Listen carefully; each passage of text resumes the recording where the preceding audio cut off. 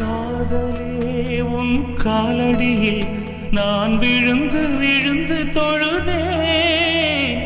கண்களை நீ மூடிக்கொண்டாய், நான் குலுங்கி குலுங்கி அழுதேன். இது மாற்றமா தடுமாற்றமா என் நெஞ்சிலே பனிமூட்டமா?